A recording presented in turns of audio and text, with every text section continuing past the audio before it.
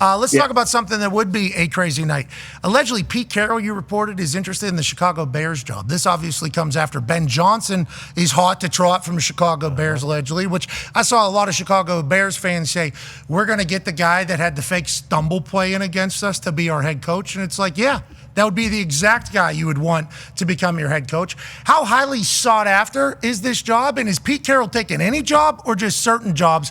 Because we'd like to let him know your resume is concrete, pal. You're a Hall of Famer if you were to not get back into coaching. Yeah, well, I think Pete wants to get back to coaching. I think Chicago obviously would interest him, but I think there will be other jobs that would interest him as well. And if you ever met or spent time with him, he's 73, and he acts like he's 33. The guy's got more energy than most people I know. And I think, you know what, he wasn't initially talking like he wanted to come back and coach this year. I don't think that was in the plans. And I think, like a lot of people, you spend some time away and you realize you miss it, and he wants to go back to do it. I don't know whether or not he'll get the chance. I think he would do a lot of good at a lot of places. He's about culture. That guy is really about culture. And if there were a team looking to remake its culture, he obviously would be a worthy candidate. His resume speaks for itself. He has not spoken to Chicago. I don't even know that Chicago's interested. I think he has interest in the Bears job. I think he has other interests in other jobs as well. And we'll see whether or not anybody interviews him. Last year, I don't think he got interviewed after he was let go. What do you think about college after what he just saw Bill Belichick doing with what the future of college football is, where you can both be a GM and a head coach and have a director of player personnel, kind of what's going on at Tar Heels? Feels like Pete Carroll's name was something we all thought of as somebody that understands the college world, definitely understands the NFL world. Is that a thought for Pete Carroll as well, or we don't know at this point?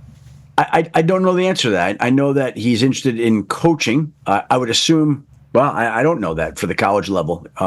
Look, I don't know that people would have thought that Bill would have been interested in the college level, and all of a sudden something came along and it sparked some interest in him, and he wound up taking that job in North Carolina. So I don't know that Pete's thinking like that right now. I think he'd like to talk with some NFL teams that have openings, but who knows what would happen if the right job. Plus, most of these college jobs have been filled, right? Like, we're past the college hiring season, aren't we? Oh, yeah. Yeah, in West Virginia won, they said, the entire hiring. So got a couple guys in, by the way. Yeah. Sure. Transfer portal starting to get a little active there.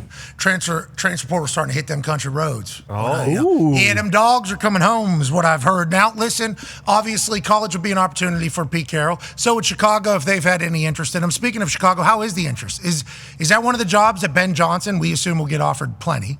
Okay, 6 to 7 jobs every single offseason, seemingly up. We already have, 3 open if you go New York, New Orleans, and Chicago, right? There's already 3 jobs available. Ben Johnson will be somebody, the belle of the ball, we assume, this cycle, alongside Vrabel and many others that'll get opportunity. Is the Chicago Bear job one that everybody is no offense to Chicago, please. No offense to Chicago. But if Ben Johnson gets that job and another job, is the Chicago job a good job because of how big the city is? What is the thought about the Bears job? I think he has interest in the job, whereas, early on, I don't know that was going to be the case, but I think that there's enough there that he's going to have interest in, at the very least, talking to them and seeing whether or not it's worth pursuing.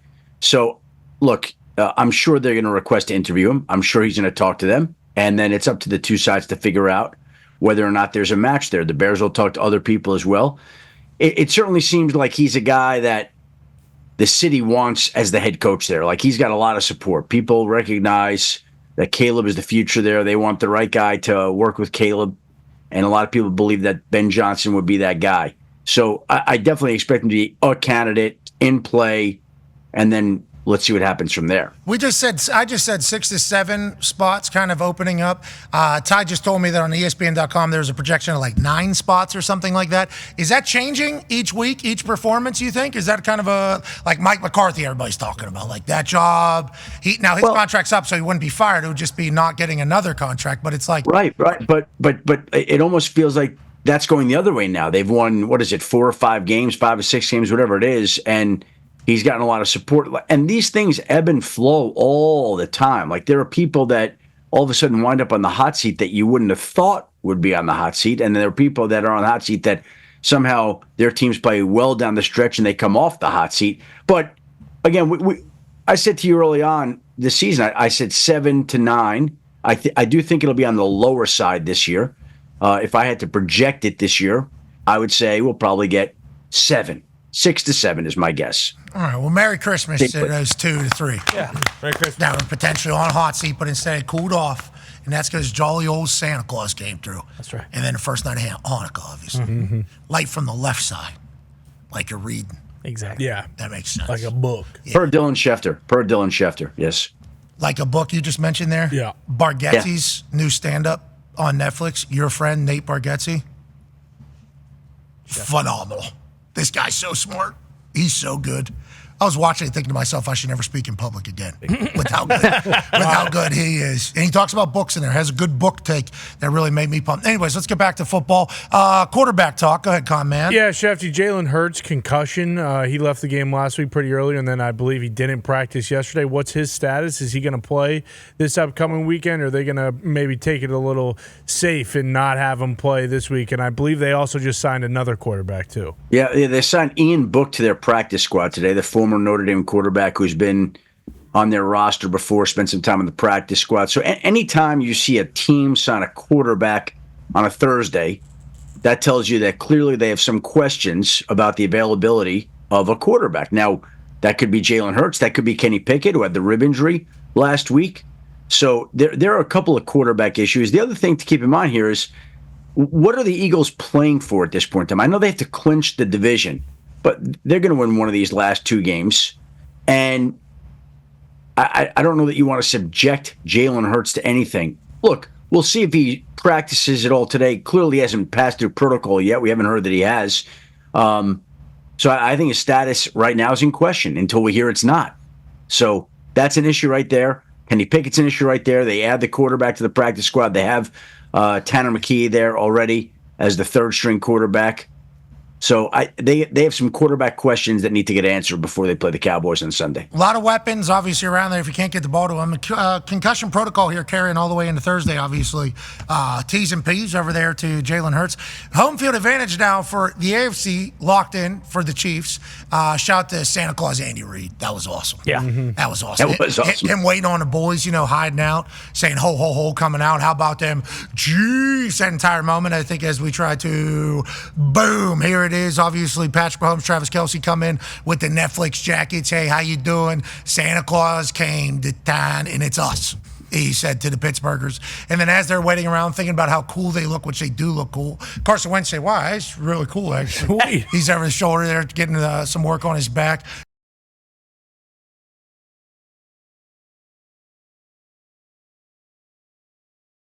That full suit for 7 minutes as they're doing the whole red velvet cake jacket thing, waiting on it, ho, ho, ho, home field advantage through it all. How do you think they treat the last couple weeks here? I was a part of a team that locked in home field advantage with 2 weeks left. The Indianapolis Colts, my rookie year, and by a part, I mean very, very small. I mean, we're talking about the smallest part you could possibly be for that particular program. But the guys started because there was some streaks and records, and there was a couple catches that needed to be made, and then they would rest. And then that was against the Jets and then against the Bills last week of the year. Full blizzard, started, picked up some stats that guys needed for contract reasons, then everybody rested. And then get into playoffs, we win, we go to the Super Bowl, we lose to Drew Brees. But if we would have lost that first game, everybody would have killed us for, you got rusty by resting. At this point, nobody thinks the Chiefs are ever going to get rusty.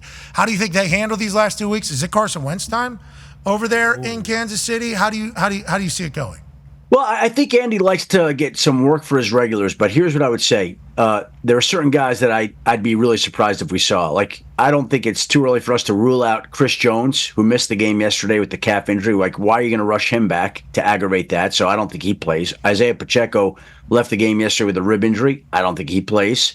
I think any guy that there's a question about, he's not playing that week. And I think the big one will be about Mahomes. Got the high ankle, though it hasn't looked like he's had a high ankle. I would think that if we see him, it's limited. Maybe you get him a series, maybe none at all. I'd be surprised if Patrick Mahomes played a full game. I don't see that happening. So there are certain guys that I'm sure they'll exercise extreme caution with. There are other guys they'll have to make decisions on. But either way, they play the Broncos the last week of the season, and that's an advantage for Denver. And if Denver faces a less motivated Kansas City team, then that means the Bengals aren't going to make it, no matter what happens tomorrow. If Denver can win that game, Denver's got to win one of these two games to get in. So that the Chiefs' win yesterday was big for the Broncos, potentially big for the Broncos, and certainly not something that Cincinnati would like to have seen. Cincinnati now has to beat Denver and then beat an angry Pittsburgh team in the last game of the season when Pittsburgh's coming off. So angry. Pittsburgh's coming off 3 straight double-digit losses. Mike Tomlin's not going to want to go into the postseason with another loss. So it's a tough road for the Bengals here. Not that they can't do it; they certainly will have a chance. But their road has gotten tougher by the events of Christmas Day. Yeah, super wild card weekend. Obviously, top 7 in each conference make it in. First seed gets a bye. Everybody else has to battle to make it to the division round. And on Saturday, a lot of implications coming up. Saturday football, triple header on NFL Network. Chargers, Patriots, Chargers need it. Broncos, Bengals, both of them need it. And then Cardinals, Rams on the other side. Rams need it. I mean, you're talking about 3 very important outcomes starting on Saturday, kicking off this lovely triple header. And another NFL weekend packed. Yeah. You know, I didn't love, I'm not going to say it. What? Go ahead. About yesterday? What did you love? What? What didn't you love? What did you love? Because I was going to say I didn't love 4:30. We don't have an 8:30 on the back end of this. You're saying we didn't like it. Usually 1, 2, 3. Every single schedule Sunday is Every a slot. noon, a 1, a 4:05 to carry us to 4:25 because we need it. Exactly. Yeah. We need that. And then there's a boom, all eyes on me. We've Bring been it waiting home. all day. Yes. Yeah. Bingo. We've been waiting all For day. Christmas night. But instead, it was LeBron James Yeah. and Steph Curry put on a show. Classic. They did. How about Steph hitting that like half quarter? Bang. Bang. Pow. And then Austin Reeves says, "Thank you. Merry Christmas." Lefty off the glass. Yeah. Enjoy Christmas while you have it. Well, this is actually what LeBron James said immediately after that game yesterday. I love the NFL. I love the NFL. But Christmas is our day. Okay. Next year, Christmas is on a Thursday. Okay, so December 25th, 2025 is on a Thursday, and that's already an NFL day. Shefty, how do you think the NFL viewed yesterday? What are the early reports on Wednesday afternoon Christmas football from the NFL folks? Well, that was like the Super Bowl for Netflix. It was Netflix's Super Bowl. You had all these, like Beyonce coming on, and I'm sure the ratings on it are going to be big. Because that's what the NFL always does. They have huge numbers. And next year, I'm sure the NFL will want to move into LeBron's turf and do Thursday night. Like Thursday night football, Christmas night next year, Thursday night football. That's coming. Like I fully expect that. So it has been the NBA's day, but it's also now the NFL's day. And the NFL ratings, I'm sure, are going to be very high. Yeah. As always. LeBron, I appreciate you showing up on Christmas, just like everybody that worked on the Netflix show. Thank you for working on Christmas. To everybody that played, thank you for working on Christmas. We appreciate that so that we could all enjoy while we're watching at home. To the NBA, thank you for showing up on Christmas for everybody for so long. I think Kevin Durant, it was like 11 or 12 years he'd played. Yeah. I assume LeBron's 17 or 18 years on Christmas. He's played. You're talking about not being home. Steph, probably the same thing. You're talking about not being home on Christmas for a long, long time. So we appreciate that. But congrats to you guys. Adam Silver, Christmas Eve is not your day. Okay, I was actually watching on Christmas Eve, and I was like, we got nothing. We got nothing here. Now, granted, Scott Calvin, I could watch him all day. Yeah. Okay, and I don't like the way they were treating him there. And Neil, what a punk. Those sweaters. Just from the entirety of it all. Yeah, Charlie's awesome. Obviously, he's got a belief, and he questioned his dad, certainly, and I appreciate that. And then the Grinch, obviously amazing. But as I'm watching Christmas Eve, I'm like, this is where the NBA needs to be. But they would have to be conceding Christmas to do that. And that's been their day for a long time. Maybe 2 years from now, you guys will do it. Because I don't know how calendars work, but if it was on Wednesday this year and it was on Thursday, I don't know when the next one is. Probably.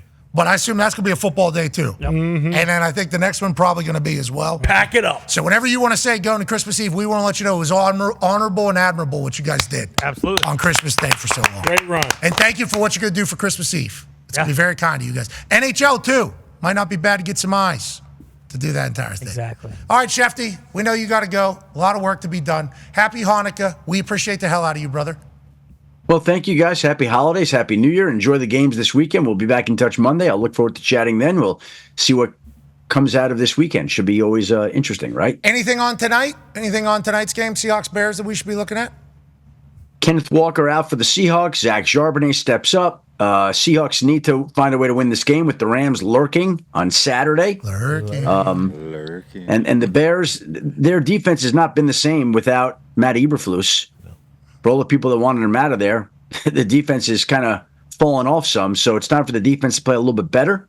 And we'll see if the Seahawks can keep things interesting with the Rams and make it relevant for the last weekend. They need to find a way to win this game. Hey, we appreciate you, Shefty. Ladies and gentlemen, I'm Schefter. Thanks, guys. Hey, Shefty.